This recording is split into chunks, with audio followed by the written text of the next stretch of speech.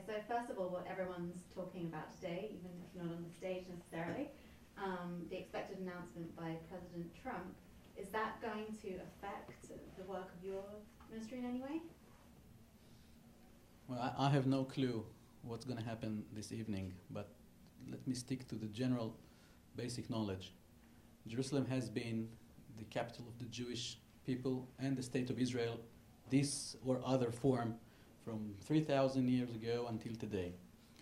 So there is no affection for declaration or recognition or whatever anyone can make as desired and respected as it is or will be if it happens. I have no clue. But it doesn't change anything in terms of Jerusalem and in terms of the Jewish people.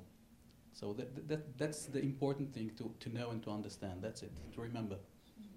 But we have seen comments made, including by the UN, saying that Jerusalem does not belong to the Jewish people at all. But you have, we have Jerusalem being the center of three major religions. So do you think that there is a way in the coming hours, perhaps, that the world will recognize that? That it is really, like you said, the home of the Jewish people? I don't expect the United Nations to rely on the Bible, though they are based on biblical values. I do expect them to respect international law. And by international law, I can say for certain that Jerusalem belongs to the Jewish people, even by modern international law, as has been proved, shown and proved once and again in this legal conference we held just a week ago. By international law, nothing else, Jerusalem belongs to the Jewish people. By the declaration of the League of Nations, by the powers that won World War I, it belongs to the Jewish people. Nothing has been changed ever since. I'm not talking about the Bible. I'm not talking about history, as important as they are, in my opinion, even more important than anything else. But even if I speak the UN language, when they claim Jerusalem does not belong to the Jewish people, they break the international law. They break their own law. So if you ask me, I don't know what will happen, as I said before, but it is my understanding that the first to do it is the most difficult one. And maybe when one becomes first, maybe others will follow. But as I said, it's an estimation. I don't really know. What are the biggest challenges faced by your ministry? Well, Jerusalem is a challenge. We have the municipality of Jerusalem to take care of the daily life, and they do the best they can. And I think Jerusalem, as it is now, flourish and prosper as it has never been before. Even though there are some national aspects to dealing with Jerusalem. This is not a regular city. This is not a regular municipality. You have to take care of other things, of other aspects. As I said, with all due respect, this is Jerusalem. This is not Paris. This is not London. This is not Washington. This is Jerusalem. There is only one of its kind, and it needs to be taken care of very, very carefully and especially. And my ministry, headed by Minister Zev Elkin, takes care of national aspects of the city, of different problems, such as we have to take care of a large population in the eastern parts of the city.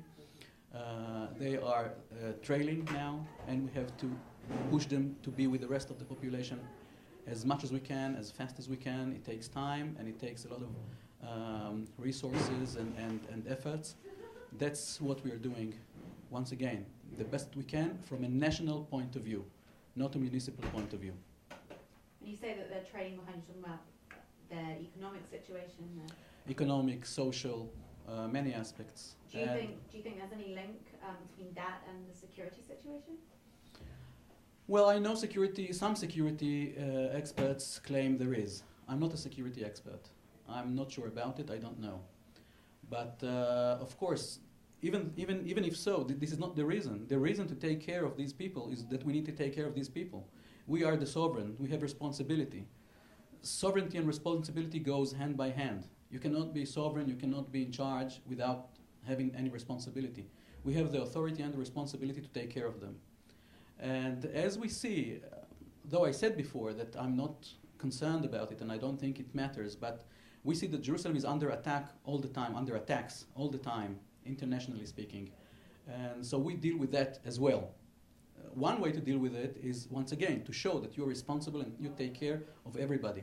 This is not the only way. We have once again, we have the international front to deal with other ministries, of course. Just, for example, what I mentioned before, the conference, the legal conference of last week, we've held it together with the Ministry of Foreign Affairs and the Ministry of Justice. It was the first conference, to the best of my knowledge, ever, to declare loud and clear that Jerusalem and Judea and Samaria under Judea and Samaria are not under Israeli sovereignty, but Jerusalem under Israeli sovereignty goes 100% by international law and doesn't contradict the international law. This is the first time. We claimed it all the time for us. We knew it all the time. This is the first time we went out with it to say, go have a look in your own books, in your own codexes, and see that it fits international law. And what you do, you contradict, by what you're doing, you make a contradiction to international law. So this is another aspect. But once again, these are, as I said, these are I would say, the more national or extra-municipal aspects of dealing with Jerusalem, which is, once again, not a regular place, not a regular city to deal with. And when it comes to tourism in Jerusalem, it's really grown in the past few years, especially when it comes to Asian countries. And why do you think that there is an increase of Asian tourists to Israel, to Jerusalem in general? Well, I'll repeat it, because if you want to see Jerusalem, you can see it only in Jerusalem.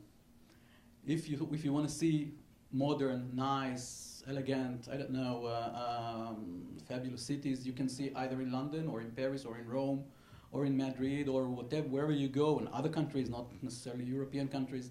If you want to see Jerusalem, you have one Jerusalem to see. You cannot go elsewhere and say, okay, I've seen that, it's almost the same. There is no almost and there is no the same with Jerusalem. So when you come, if you want to track your past, if you're a Christian, you want to track your past. If you're a Muslim and you want to track at least part of your past, not to mention if you're Jewish, but Christianity was formed in Jerusalem. The Christian religion was born in Jerusalem, was created in Jerusalem.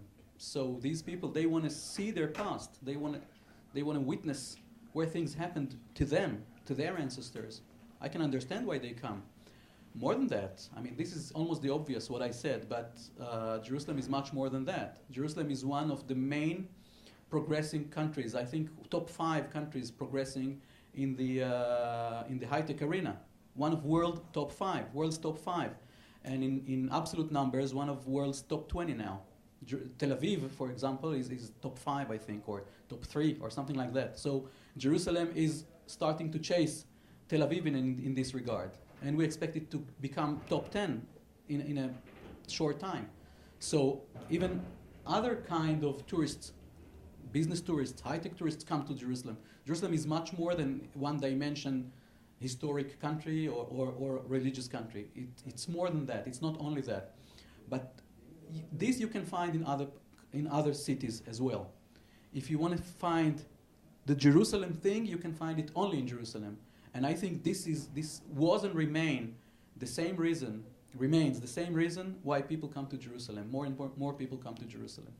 There's been disruption caused by the protests by the Haredim about the draft, the idea. Do you see that ending anytime soon? Well, not being an ultra-Orthodox Haredi, I don't know. I have a clear opinion on this matter. Divides to 2. I think they are right that their way of life preserved Judaism during 2,000 years of diaspora. I really believe that. I think our ancestors were, one way or the other, the same like they are now. Once again, one way or the other.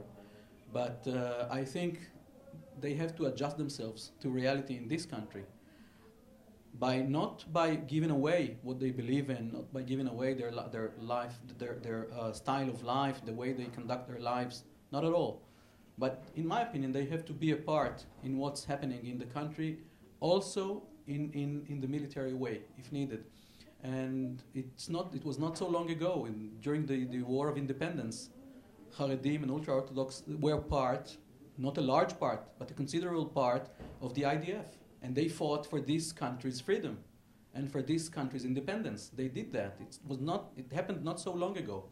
And more of them are doing it now. They joined the IDF. What you see now in the streets, I don't think it's the majority. I think there is a silent, vast majority who understands, not only understands, I think they want to do it. I think they want to do it. We have in our history, either in the Bible or we are approaching Hanukkah now, so in Megillat Hashmonaim you can see who were the people who fought for the freedom and for the religion and for the independence of the state of Israel, of the state of Judea, or whatever it was called in the past. Who were these people? They were religious people. They were, in some cases, maybe even ultra-Orthodox people. I think if Matityahu and his sons lived today, had they lived today, they were called radicals or extremists by people we know. But these were the people who did that. So if we want to follow them, and I think we follow them, we have to do the same. That's my personal belief in this regard. Thank you very much. Thank you so much. Thank you.